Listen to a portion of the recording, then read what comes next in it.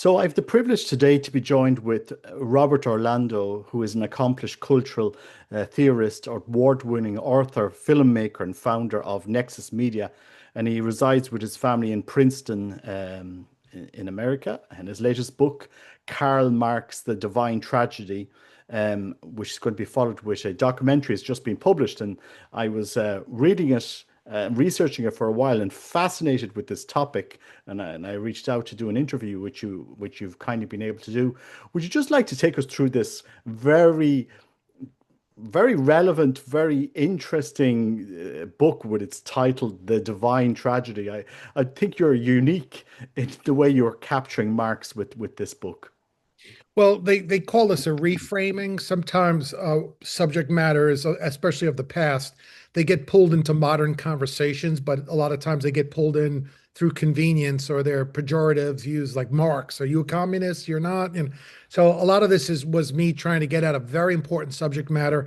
I think the starting point for this conversation would be 2020 when the summer when we had the COVID and a lot of the rioting and protesting going on. And we were Minneapolis in particular, and the police station was being burned down in Minneapolis here. And I remember watching that. At the same time, I'd been sent Paul Kenger's book on Karl Marx to review it, The Devil and Karl Marx. I'm giving him a plug before my book, but anyway. And then the third thing was I went to bed that night. I was listening to the Divine Comedy in audiobooks, and I had a dream. And it was, again, I'm probably dramatizing it a bit for impact, but the facts are there. But I had a dream, and in the dream, I'm in a vehicle, in a convertible, going through a series of tunnels, which are state lines in the United States, going through the states, going from where I live in Princeton to Minneapolis, Minnesota. But on the way there, as I go through the tunnels become a mosaic, like in Dante's Inferno style, but of Karl Marx's biography. And I'm going in this dream to meet Karl Marx amidst the flames in Minneapolis. That was the kernel vision, the trigger of like, I think I have to tell this story in some way. On a more intellectual level, I would say the way I got to this topic was as an author and a filmmaker, I do try and find high concept ways to make what could otherwise be just chronological history or boring history, if you will, a little more interesting. And in this case, I thought if Dante knew who Karl Marx was, where would he place him in his Divine Comedy? That would be point two intellectually. Where would he have put him in his various stages of Paradiso or Purgatory or in the Inferno? And then the last piece I would say of how I got into the subject would be that Karl Marx loved Dante. And these are the things I learned in the research that are just the gift that keeps giving. But he memorized, some people say memorized the entire Divine Comedy. I don't know if that's possible, but he memorized a lot of it. He quotes him 13 times. And he fashioned his Das Kapital, at least loosely, along the contours of the Divine Comedy. So he didn't just see Das Kapital as like an economics book or a changing of a philosophical way to approach economics. He saw it as a moral quest where human beings would evolve almost into a new eschaton and become a new being through the new understanding of how capital works. So all of this, I guess, this conflagration of elements were all working on me. And I thought, why not go to hell with Karl Marx and see what happens? And that's what I did. Yeah, it's fascinating. Marx is, as a term, as Marxism is nearly like cliche in a sense that it's such a broad term today, and we forget that behind this you have this figure from the early 1800s, a Prussian born in modern day Germany, who traveled around Europe or was exiled around Europe, and heavily influences the thinking of so many figures in the late 1800s, early 1900s. Mhm. He's a figure that we just can't sidestep because his thinking has filtered down to today. Your book weaves Aquinas, Dante, St. Paul into the story of Karl Marx.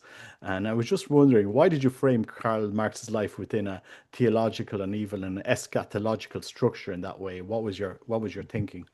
Well, I arrived at that point studying Marx because I realized that when I started to go, this is 5 years of research. You could spend 500 years of research studying Marx, but so let's just give me the benefit of the doubt. I have good instincts as an author, a filmmaker, and someone who could structure a narrative, but I do deep dives into research. But when I went to the research, I made sure that I had enough knowledge of all his influences, and I did. It just circumstance wise, I just covered a lot of the similar topics. Other than economics, I'm not as strong. But when I looked at his philosophy, it's largely derivative from Hegel. His Yeah, economics are largely derivative from Adam Smith and Ricardo. His revolutionary ideas are largely derivative of Voltaire, Montesquieu, and even his communist ideas. Karl Marx didn't invent communism. Newsflash. He didn't yeah. invent communism. The Chartists and the communists did before him, and they were Christian thinkers, actually. So he didn't really invent the communal idea. What he did do is he married together the communal idea with politics. This is what he did uniquely, and with an economic model working inside of it. But to understand Marx is to understand him as the inversion of the original Pauline idea of the eschatological end. Um, and as Eric Vogler, the philosopher, said, the warning was with Marx, don't immanentize the eschaton, meaning never make the eschaton a material end or goal. Virtue, the true, the beautiful, the good should always be beyond the material world. So in that modeling, so you have Dante now in the center of it. Dante dedicates his book to following Paul and Aeneas, right, the Virgil character, or the two characters, the classical world, the Christian world. The architect of the Divine Comedy is Aquinas. So Hmm. Aquinas is the architectural theological. One other point, I hope I'm making sense so far, but because there's a lot of layers to this material. But the last piece of that, which I think is relevant, and I'll make what I think is a strong statement or a challenge to the Catholic Church and Christians in general, is that in the same way that for a period of time Aquinas was seen as a heretic because he went to Aristotle against the Platonic majority, I think Marx and Alistair McIntyre would back me on this, would say that Christians today must face Marx before they could evolve or what's the word, a new renaissance of language or contingency to how can we say it, to grab back the social justice conversation properly from Marxist thinking, that you have to engage the critique of Marx before you could move on. So I see it almost like Aquinas' challenge to say Aristotle would balance Platonic thinking to move forward. I think in the modern world, we must confront Marx on his own terms because he is the language of social justice that permeates all of our institutions. Yeah, I mean, and so many people use that term Marxism or Marx loosely without actually studying, without actually understanding his philosophy and his thinking. Something that I studied back in the 1990s, so it's a kind of a very relevant, and the and this conversation we're having is so important because the world is governed by ideas. you Mhm, know mhm. uh, we take somebody's thinking and we put it into politics, into law, into practice. We change society, we change a world. And so putting these ideas into practice requires a lot of discernment, and this is something that sadly we can't say happened with Marxism. It focused on some areas to the detriment of others, especially when it comes to the spiritual religious side of man, in my opinion. By the Um, way, just something, even Marx is influencing us in that I would say, is a key figure walking away from the philosophical model, because he yeah, made philosophy irrelevant if it's not practical in nature. Not that philosophy is ever not practical as wisdom, but I mean, he was saying the goal of philosophy is no longer to think properly or to root it in metaphysics, but actually to make practical change, right? So by definition, whenever someone does philosophy or thinks properly, they're doing something irrelevant or something that serves the bourgeois, right? The bourgeoisie for power. But it makes suspicious the very act of being able to think correctly well, to form a worldview, to critique Marx. So it's yes, interesting because if you don't think well, I would say you're thinking his thoughts. If you can't think for yourself, you're thinking Karl Marx's thoughts today. And the other piece, by the way, just to get this on the table right away, I'm standing in the Catholic position of Marx that the critique is largely correct. yeah, This is social teaching in the Catholic books. I mean, I've read them and I quote them heavily in my book. But the point of view, even G.K. Chesterton, Alistair McIntyre, Cardinal Ratzinger earlier, then later the Pope, and then John Paul II. All of them, St. John Paul II, all of them say that you must take his critique seriously. It's his resolutions and his understanding of anthropology and man that you have to be cautious of. Yeah, absolutely. I mean, it's amazing when you think about it. Marxism, when it spread out, was the first thing they wanted to get rid of were the intellectuals to be able to. I know, I know. It's a different, as it picks up in the Soviet Union, people forget it was farmers. They Yeah, eliminated the intellectuals. It was nothing like the original Marx, which goes to, I'm sorry, I'll be sure, I hope I'm not long-winded here, but I'm trying to unpack the layers so the building blocks are out for conversation. yeah, But one of the things I got to also was that nothing that happens later is, well, not nothing. The antecedents are there that can be used later for statism and Stalin and other yeah, characters. But originally, like he was as suspicious of the state. He thought it would come from an urban intellectual self-enlightenment movement. So nothing, it looks like. So I asked myself the question, if something could coexist or possess different epochs in time up until 2020 in the streets of Minneapolis, my question was, well, how does something, usually ideas die off or they become anachronistic? You know, you'll take parts yeah, of it, you'll say, but you can't take all of Aristotle. He's living in the contingency of his time. Even people would say that about certain scientific things with the New Testament or whatever. But as you're looking back, I'm like, why does his ideas keep jumping in time? That's almost like they're able to possess. And then Jacques Derrida wrote the specter of Marx, the idea that Marxism is more like a ghost. It's able to possess people because it's really not in its nature a logical system. It's a series of postures and moods, resentment, cynicism, almost like counter to the virtues of Dante's world that could all collect under a society, especially the young who feel like outsiders in a modern generation, right? So it's like a collective set of moods that could capture the human spirit and carry it through, not really being held together with the ideas alone. So I just want to, it's again, yeah, a lot to unpack here, but I think establishing that of why it works gets into the eschatological piece of this. yeah. In another interview you were giving on this book, you mentioned that Marx was Christian and wrote some Christian works, if I'm not mistaken. And maybe interviews the viewers might find that interesting. We often look at this atheist system that was constructed or on top of his work, and we forget that a lot of the foundations of really are a distortion of Christianity that he actually knew and studied.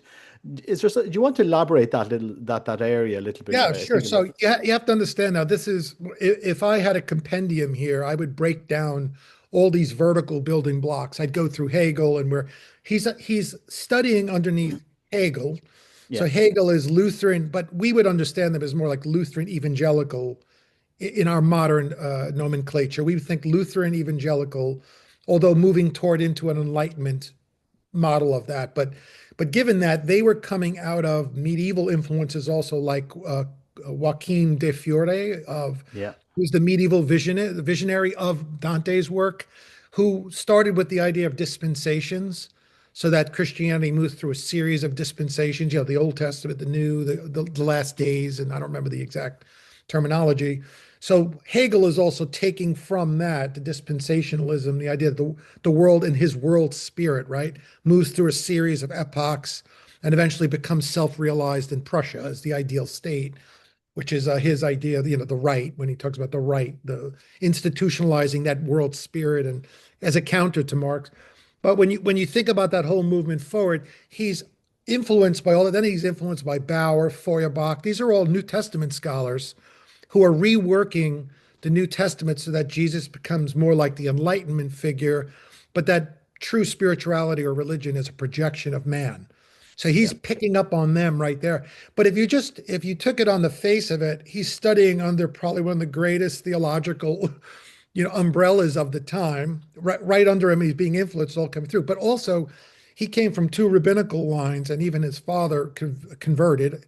They don't, from all my reading, I can't tell you for sure, but I think his father was a religious man, some kind of combination of a religious believer and probably a deist and an enlightened thinker, almost like a Thomas Jefferson like thinker, like the humanitarian of the French ideal.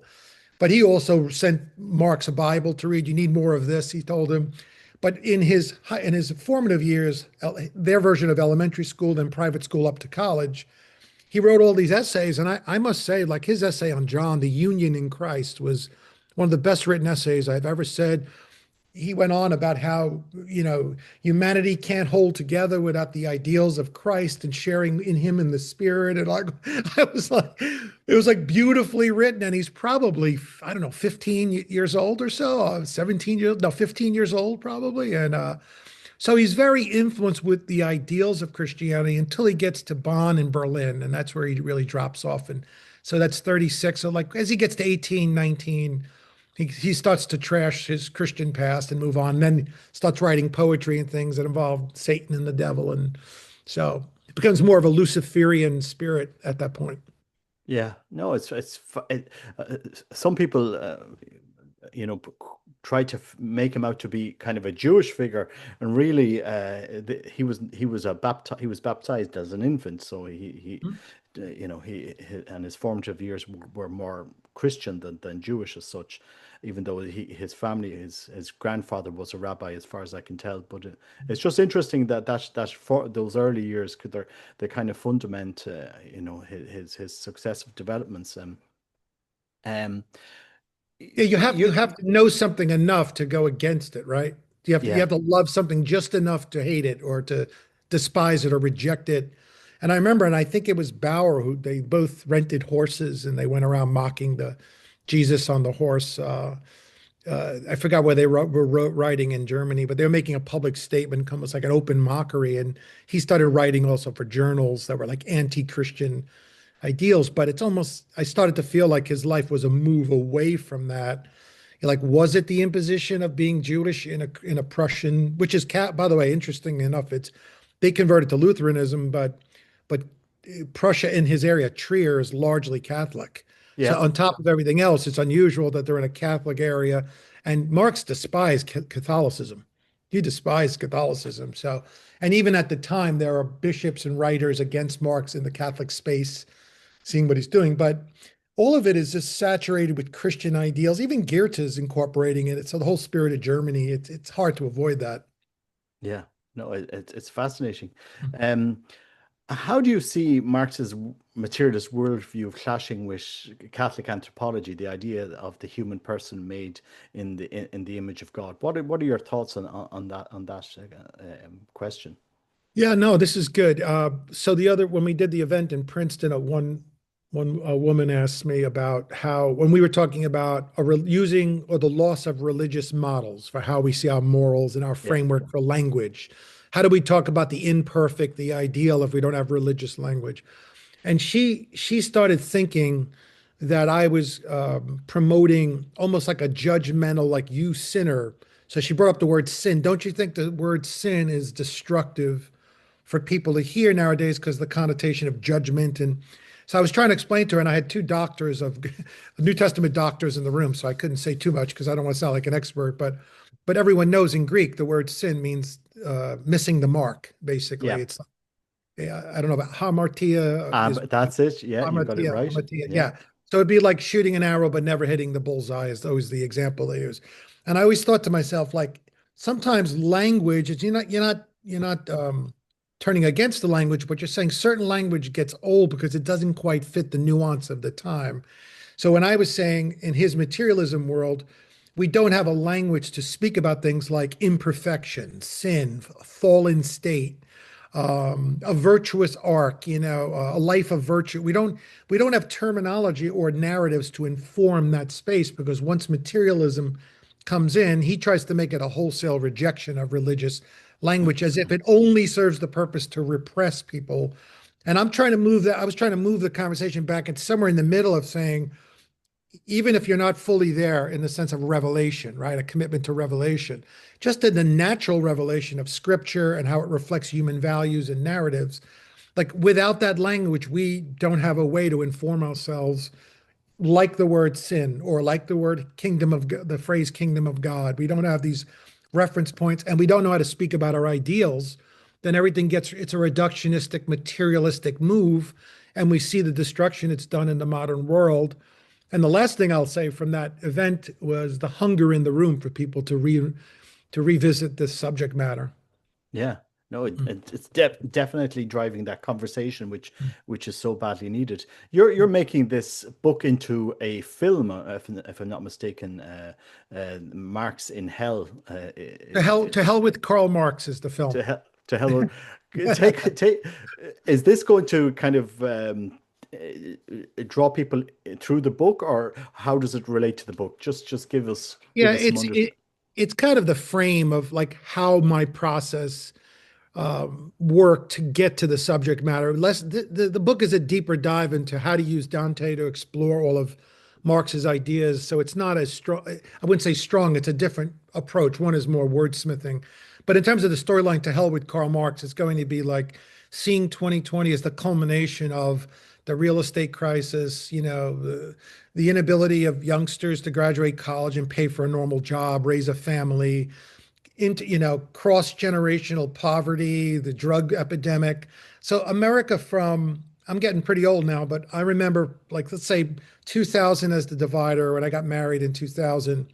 Like my life 2000 going back maybe 30 years looks completely different than everything post 2000 with 9/11, the real estate market crash, the COVID epidemic. There's all these factors where you see the volatility of the capitalist system playing out in real life and how it's impacting disparity of salaries, jobs going to China, all this like internationalism and globalism taking over. That I see Marx as almost both his critique and his promotion of a revolution all in the air.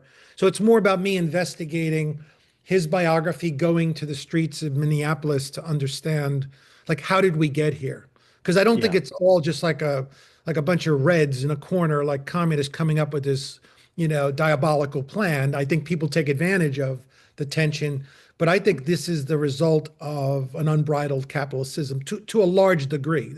It's a large unbridled capitalist system that's run amok. And I don't think at least for me, I don't think Christians are informed enough or don't speak to that critique in the proper balance. So I want to take them on that journey and say, like, this just didn't just happen because TV in the news came up with this idea. This has been building for generations.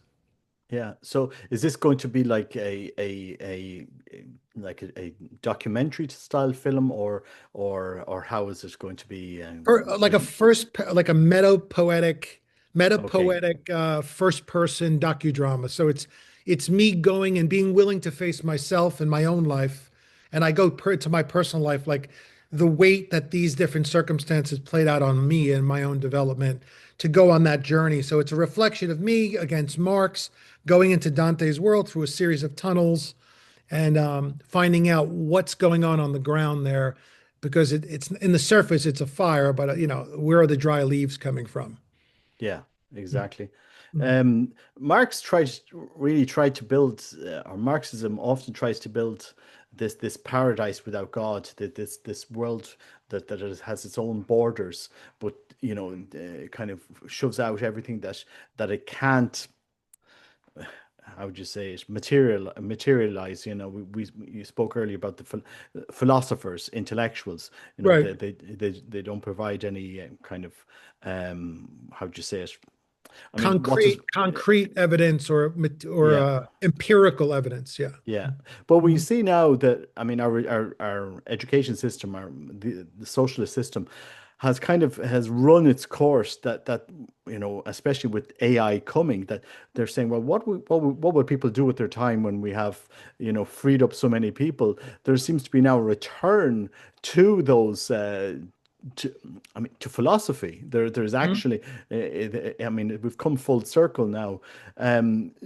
Do you think that Marx has run its day, or is it's fine, is at the end of its philosophical course, or do you think that these ideas will flare up and live on, or where are we on this cycle? Well, I'll give one example that would, for me, is like a question to answer your question. So when he broke up the different epochs into the master slave class, and then the lord and serfs, and then the bourgeoisie and the proletariats, or the employer employee dichotomies, right? That's the three moments of history. And he actually thought capitalism was the best of all systems, except for its time had come to move on. But I thought he brought up a great point. I think I'm going to answer the question. So if you were back at the master slave period and you were toward the end of that, and you said, this can't be the only system we have, and people are like, oh, what are you, a communist? Like the threat back to challenging the system looks like the only thing you have is some sinister plan to bring people down and hurt them. Meanwhile, the lord and the serfs became the natural outgrowth of that, and then industrial capitalism later.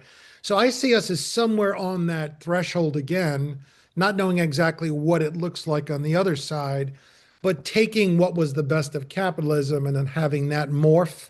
Now, my one caveat to that, and I forget the economist's name, but he's a well-known modern economist, starts with a Y. But anyway, he's writing a book called, I recommend it, Techno Feudalism, where he actually thinks that the five major companies, the tech companies, and the social media are not just moving us forward, but actually turning us back because they use the example in the book, and I quote it in my book, in the Marx book, that when someone could watch your eating habits, your driving habits, where you shop, have your name, your social security, there you have less freedoms, but they're kind of invisible to controlling mechanisms. But you might have even less freedoms, and we're going back to a feudalist system like the Lord watching the serf, except for the digital footprint is the land, not the physical, topographical or geographical land.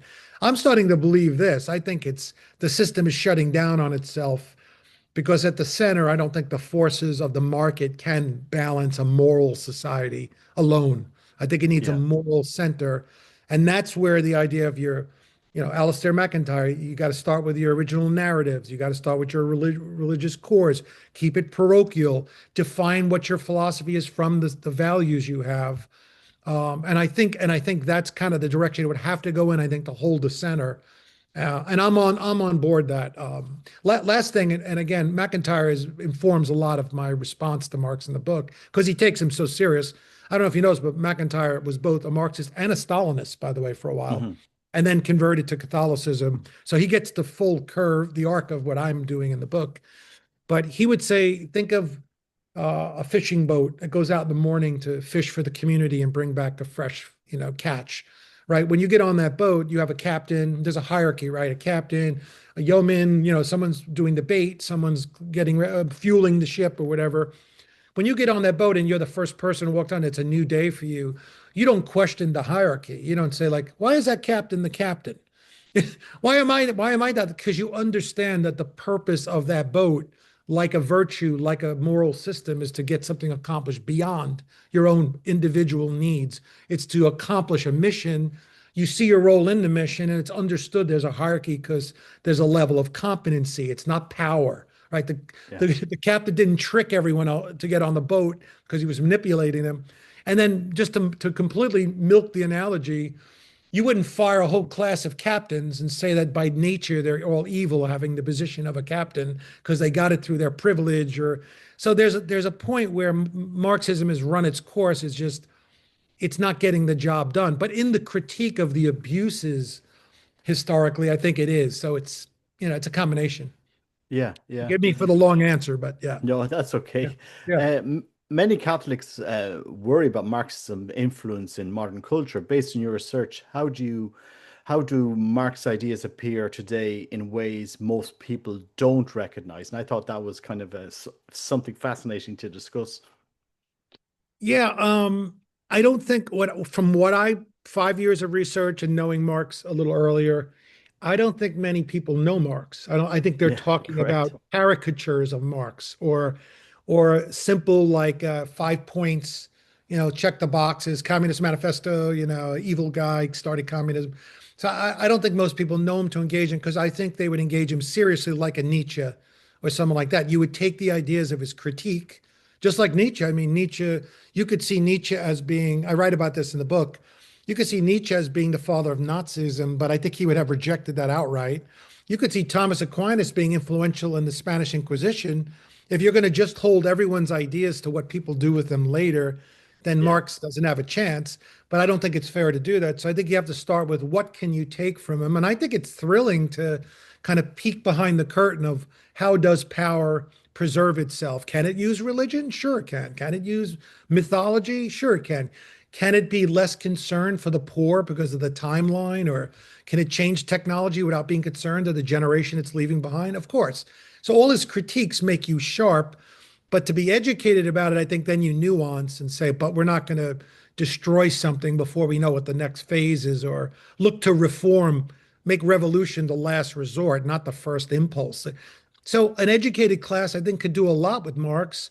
And I think Christianity can absorb him, has bigger ideas. I think it absorbs his critique and brings it forward. And I think in the Catholic sense of the intellectual project, it's already done that. It's just not made it out to the secular Yeah. culture. Yeah. Uh, I, I sometimes fear that there's this, how do you say, this ghost of Marx that in some cultures they're using religion or Christianity to mask Marxism and to push it forward. Because, and I say this really in Russia today, um, just as the pandemic was breaking, I was in Moscow, and I was just, looking at, this was the aftermath of Marxism. You still have Lenin's body there in Red Square, etc., etc. But in the last 30 years, we have seen this. Well, acceleration of the reintroduction of orthodoxy, but behind it, you also still have communist Marxist fundaments and ideas that broadly prevail in Russia. Do you fear that there's, or do you think that there could be some type of marriage happening here that is producing a false a false Christianity and false Marxism at the same time? Or what are your thoughts on that? Yeah, no, I think they merge together. I mean, if you think of we have not everyone, but a lot of Christians, especially with and I'm not judging them, but the evangelical strain of like almost the Gnostic strain in Christianity tends to spiritualize language. So when you Yeah, say Jesus helped the poor, you think, oh, the poor in spirit, the downtrodden. No, no, there's a whole bunch of poor people. Like don't give your clothes, give your robe, give one of your staffs to the poor. It's like the idea that someone is a prophetic figure concerned with the downtrodden and the poor is Jesus. I mean, and yeah, then Paul the Apostle is living for the same eschaton of the end time has come. There's a new kingdom. You're being transformed. But what's the evidence of it is how you treat your neighbor. So Marx and the Acts of the Apostles, right? Bring everything you can, share it as one community. So Marxism is born out of it, but it's almost like he's the what do you do? I'm trying to think of a cooking metaphor, like the souffle of the antecedents that are in Christianity, but except for he tries to marry it to an Enlightenment idea where it becomes material in language. And I try and unmask this in the book. This probably needs a bigger book or another volume, but I try and unmask that his ideas themselves do not hold up without having a spiritual understanding of them. There is no pure way of, I'll give you one perfect example, I think. Um, if there's no free will and everything is materialistically driven, so it's changing of systems and power sources, then what's the point of a revolution anyway? What's the point of propaganda or even speaking? You can't change anyone's mind. It's just so he had to go back in time and like start to correct his own belief systems. If you know Democritus and Spinoza and the idea of like atomistic thinking, and he was trying to build on this, and he went back in time. Even his dissertation talked about the swerve within materialism, which is like a free will within material particles, and so he's very inconsistent in trying to be a consistent atheist materialist. And in the end, I think it all breaks down that for me, he's really a prophetic figure. He's like a yeah, materialist, enlightened Jeremiah or something like that. He's preaching an ethicist point of view, a moralist point of view, more than a philosophical or economical one, which stays within the Jewish prophetic tradition, which is where Jesus and Paul come from. yeah, yeah. No, it's fascinating. I mean, Dante's Divine Comedy charts a journey from hell to heaven. Why do you situate Marx on a journey that never ascends, or what was your thinking there? Yeah, the thinking was, again, not knowing as much as I do now about the details of his life. I was just thinking if you didn't have the name Karl Marx and yet you had like Mr. German, Mr. Prussia at the time, but he was in the same time period, and you just thought like So he grows up in a vineyard. He does have the alienation of being Jewish in a town that doesn't have full rights for Jewish people. So there is a, but even having said that, his father was the head of the bar. They had a lot of freedom. They, again, like they own vineyards. They're in Moselle area. He's being educated in the most enlightened period in history. He marries the most beautiful, wealthy woman in town who's an intellect like him. His father-in-law is one of his mentors. They're steeped in literature and Shakespeare and Dante. And you just think of it like a Renaissance life. He's growing up in a Renaissance life. So I said, how could that be? How could the beginning, like Dante, be hell for him if that seems more like heaven? So I'm looking at it, how did he go from there to the soot-stained bricks of London during the Industrial Revolution, where he's trying to write Das Kapital until his death, only gets one of the 5 volumes done.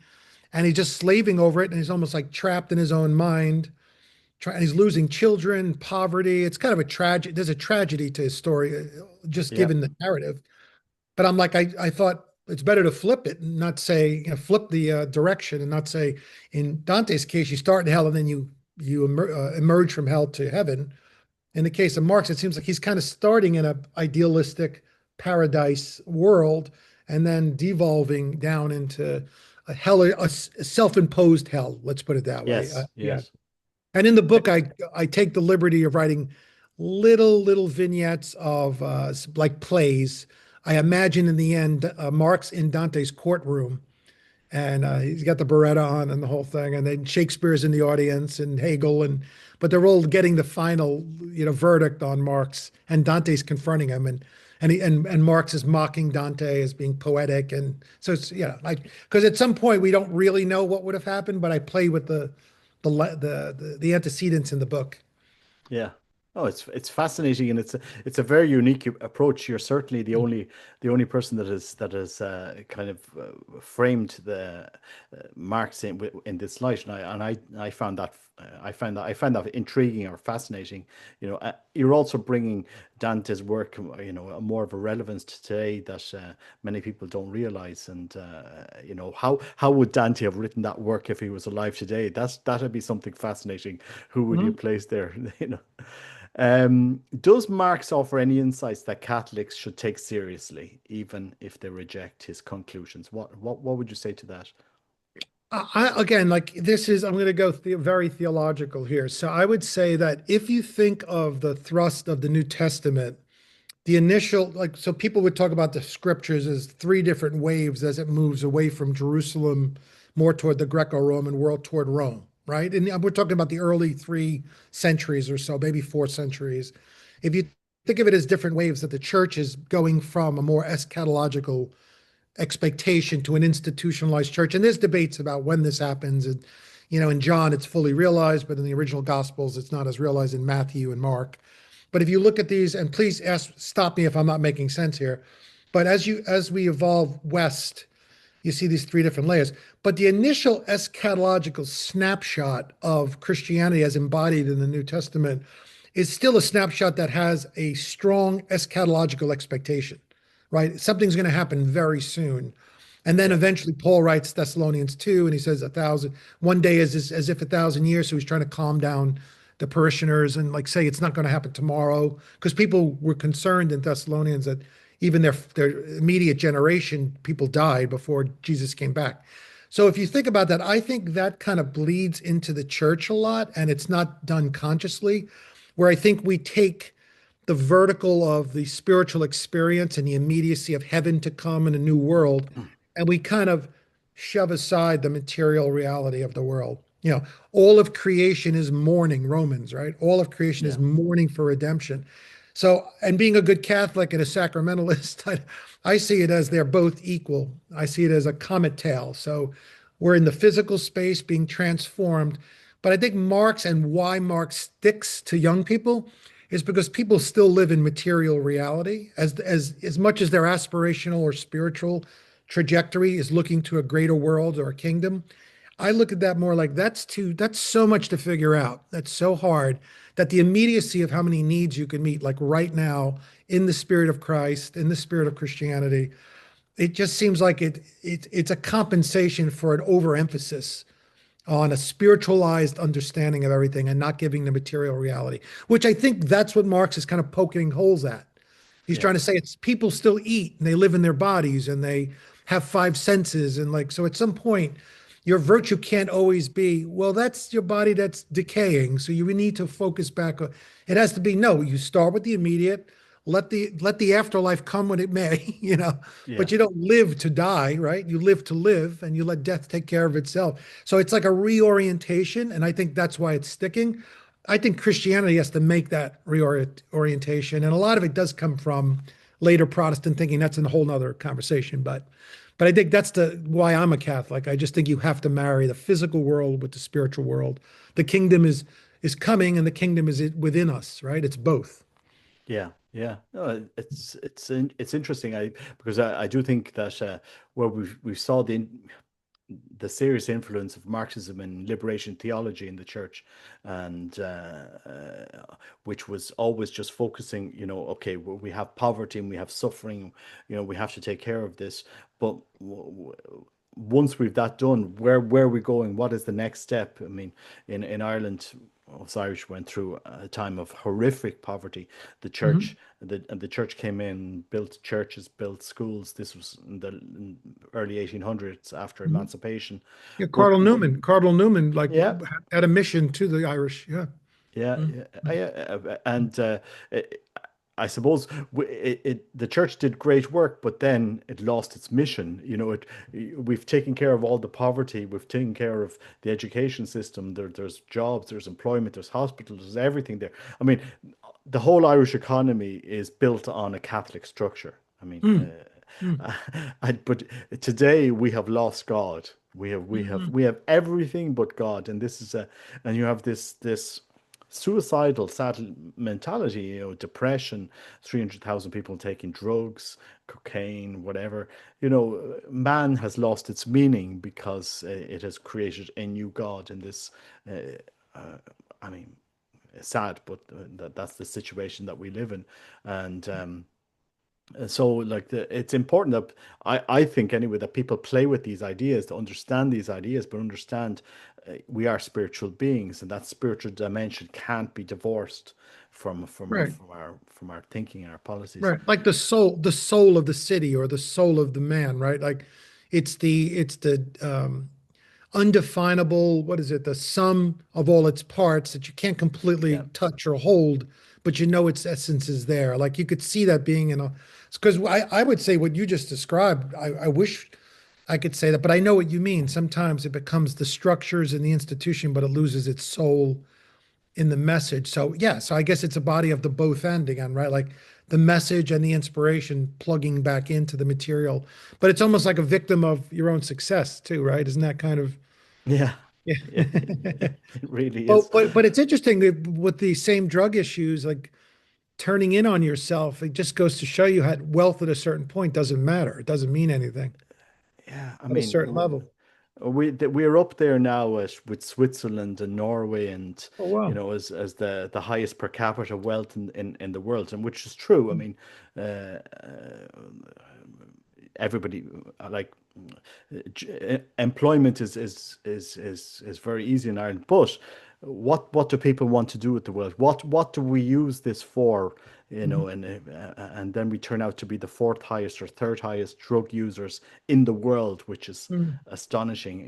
Very very sad situation that we're living in. So I think these conversations we're having on because what we're living is a product of philosophical thinking.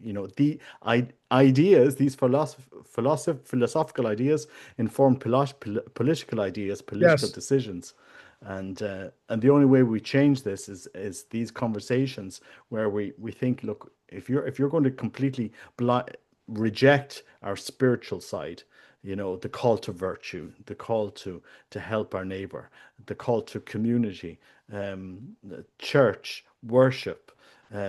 Even some of these ideas are even lost in our own church. We have become an NGO instead of really understanding I what see. the Okay, I see what you're saying. Oh, I see. So yeah, I think of Corinthians, right? Like can the eye say to the hand, I don't need you? So it's more like the body of Christ idea, right? That yeah, one is the eye, one is the mind, one is the ear, the hand, but together it's all the body of Christ and comes together. So maybe that's the message. So it's not about wealth, accumulation of wealth, but it's the use or the purpose of wealth. How do yeah, you use it? That's interesting. I knew of Ireland being a great place and a booming economy now. A lot of people move their businesses moving there.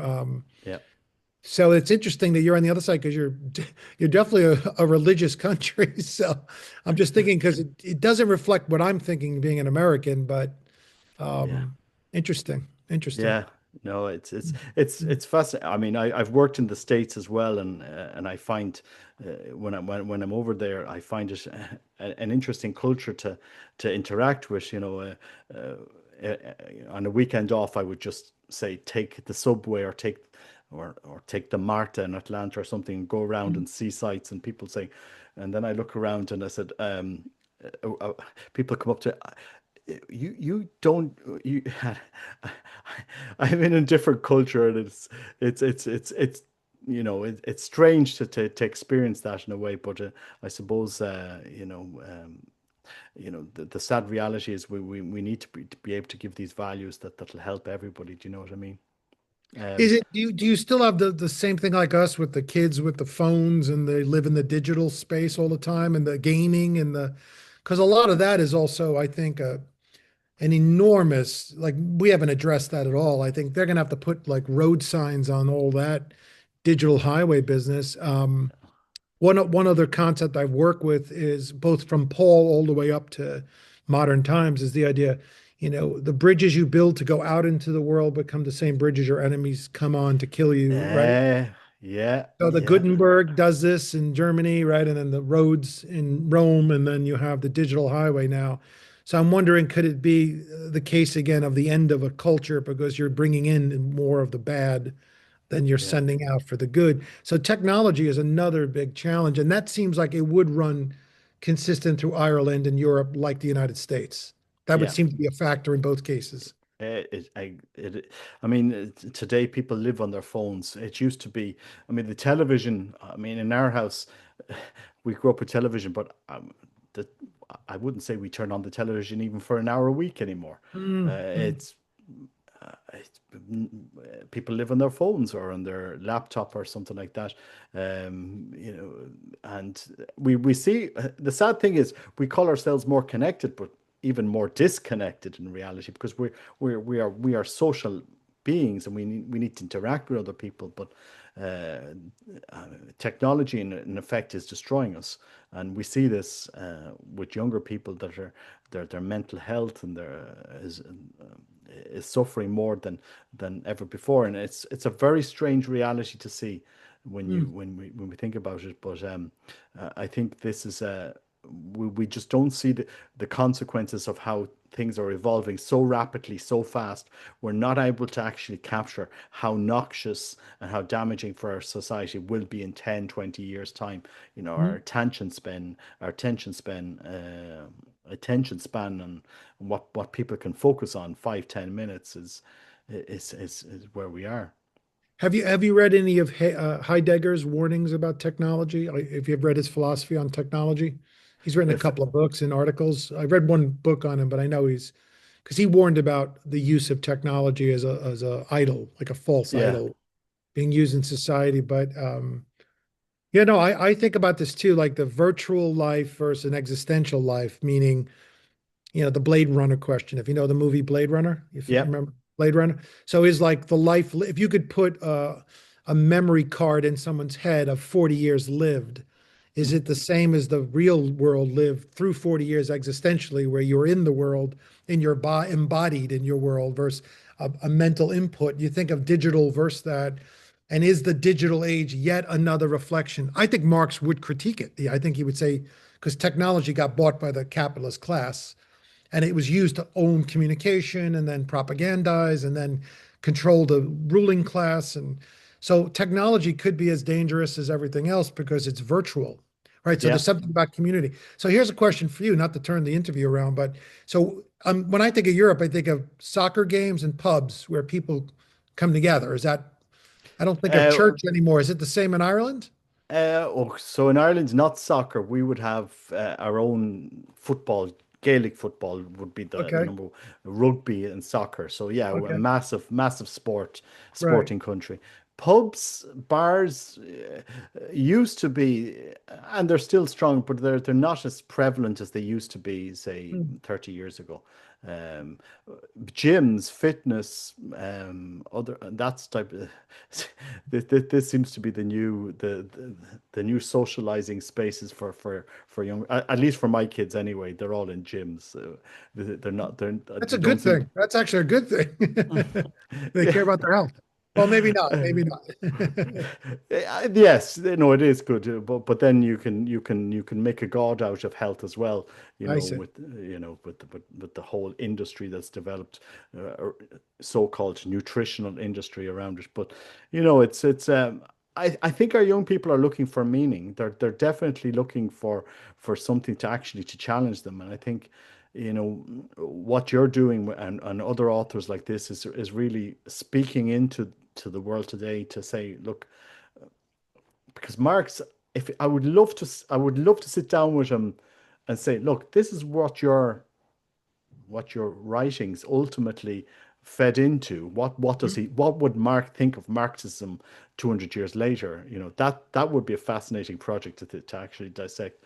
I think he Um, would have despised a lot of what happened with his, because he's also a romantic, capital R, and he was also an idealist. And I think I don't know if you read his writings, but he saw that nirvana, that communism was almost his kingdom of God. But do you remember he was saying, like, in the same day, if someone was not overburdened by the work hour, they would be able to be a poet at noon and yeah, go pheasant hunting at 3. And so the idea that built into the human personality is the ability to be many things, not just play this role as a cog in a wheel. So in the end, it is aspiration. It's kind of like hippie thinking or yeah, Epicurean thinking, which is what he studied, Epicurus. So there is that idealism of there's more to man than his work ethic.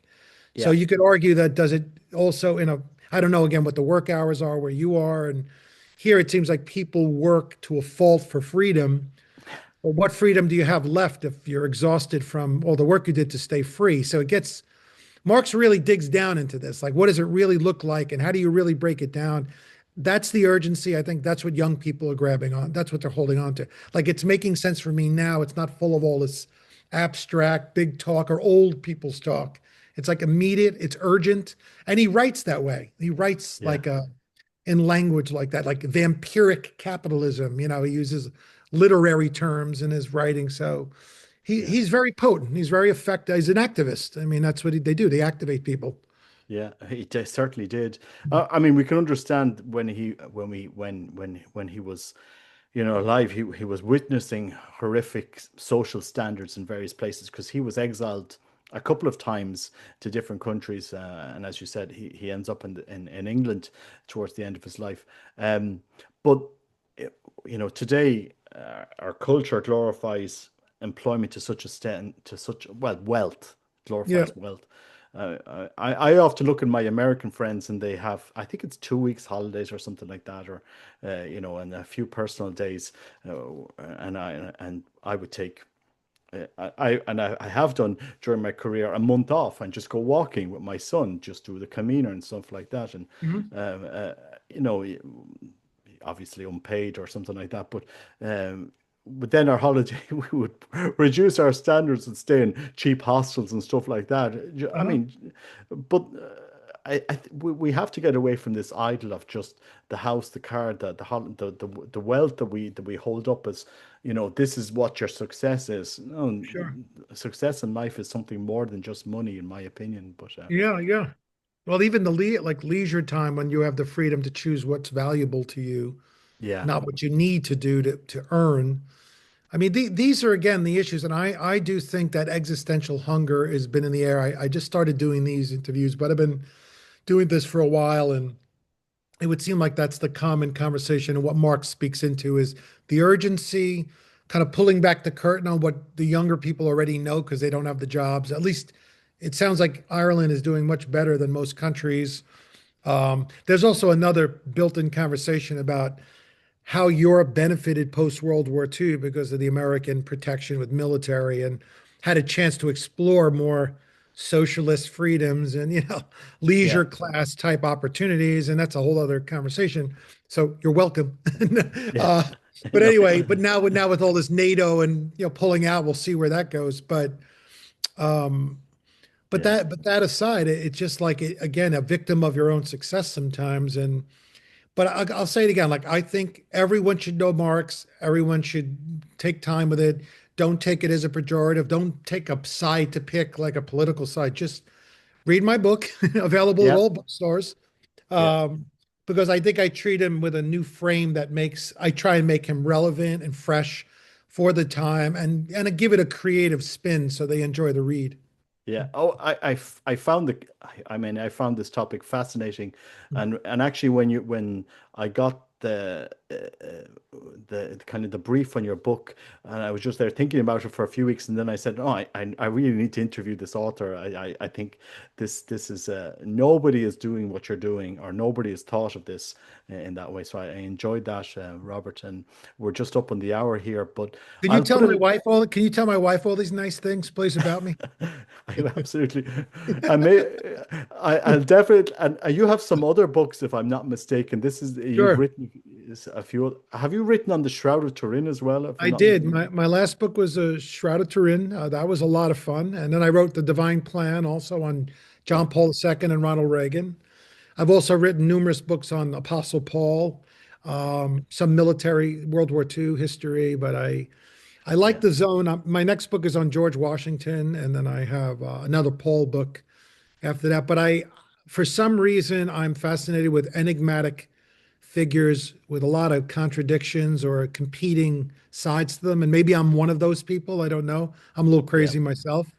yeah, And anyone who knows me will tell you that. But I find people who suffer a lot, if you know the lives of saints, sometimes they're as much sinners as they are saints. And my biographies are the ones I pick tend to be similar. Mercurial figures, a lot of blind spots, but they're geniuses and they create a lot of change and activate the yeah. world. And I try and wrestle them down into a serious narrative and do my homework and engage them.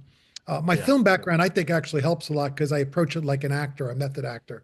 I want to Okay. stand in the shoes of Karl Marx and be in 1949 London, but you're right. If you think about I mean, the first tube is being made like in 18, I think it was 65, I think it ran. Yeah. So like Civil War, Industrial Revolution, you think about there's no child labor laws, Correct. there's no restrictions on factories. I remember Engels emphasizing and his book on he wrote that book on the economic conditions. It's not coming to me now, but he wrote a book that Marx used a lot even before he went to visit with London. And Engels was the son of a factory owner in Manchester, but he always talked about seeing pregnant women having babies on the stoop. They had to get Yes. outside of the hovels they were in just to have babies on the stoop. And he used that as a reference point of how extreme this could become. The factory just churning out human life like this. Yeah. So again, was that all of capitalism? No, I'm sure there was but that's the beginning point, and that's what they're watching. And I always use the example of Charles Dickens. Charles Yes. Dickens is so it's not about being I mean, Charles Dickens is a socialist, and he was a Christian socialist, but he's commenting all the same ways, except for it's Christmas Carol. I always said you could argue Scrooge is Karl Marx to some degree. Yes. Yes. There's a lot Yes. of parallels there. I was actually just going to mention Dickens before you brought him up, but because I mean Okay. they're contemporaries. This is all contemporary. I mean, we could Yeah. mid 1800s. It's a fascinating, and Dickens's philosophy is, um, you could write a whole book on that as well. But I have a book, an offshoot, not to cut you off here, and I know you're going to cut me off, but I want to read, but I have an offshoot book on this comparing Dickens. Their lives almost overlap completely, Marx and yeah, Dickens, but how true. one uses the fictional world. Let me just, if you give me a second here, 37. If I could find this one quote, because you could hear Dickens. Let's see if I can find this. Are we running out of time here? No, you can keep going. Okay. Um, yeah, I mean it's Engels writes in a language, and I make it the language transition right into Dickens, where you don't know where one ends and the other begins, but he's describing the red bricks as black bricks because the soot level, and Yeah, I don't think I could find it here, but let me try one more time. If not, let it go for now. But yeah, so Dickens is observing the same period of time, bleak house, hard times. yeah, I recommend A.N. Wilson's work on Dickens is brilliant, by the way. I love A.N. Wilson, the biographer. I don't know if you know who he is, yeah, but yeah, um, anyway, yeah. So in the book, you'll get to the Dickens descriptions of the London that Marx and Engels are living in.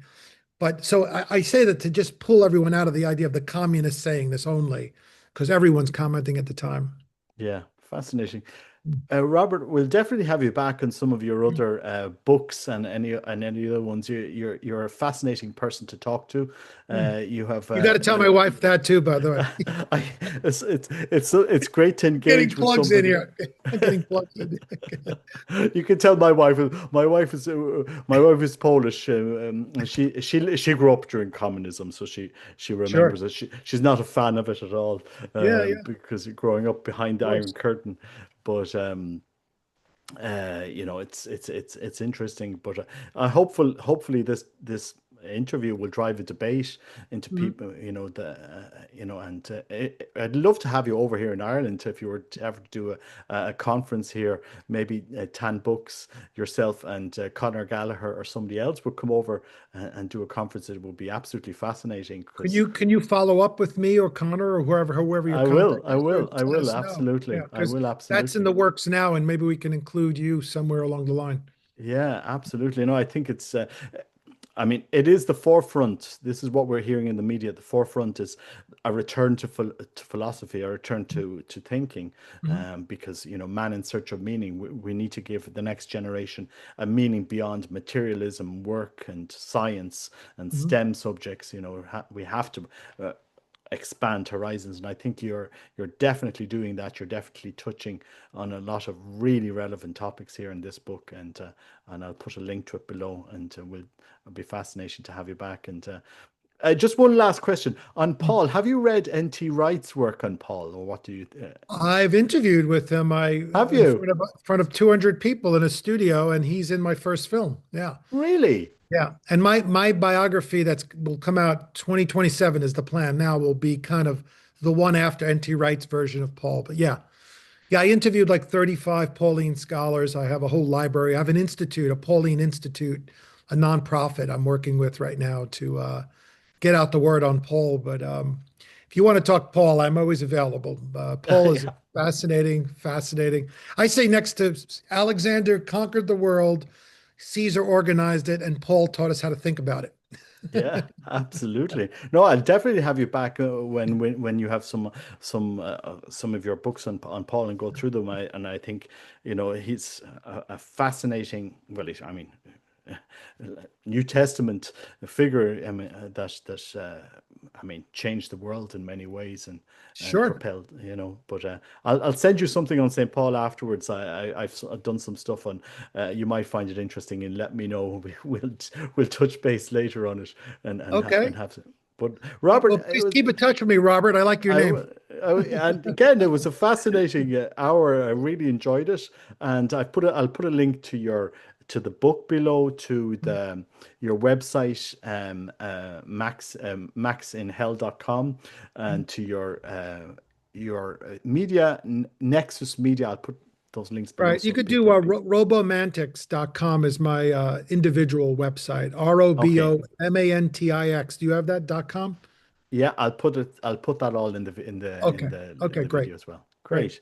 Thank you Thank you very so much much. for I your really time. appreciate it. All right. Enjoy your God day. We'll be bless. in touch. Take care. Thank God you. bless. Bye bye. Bye bye.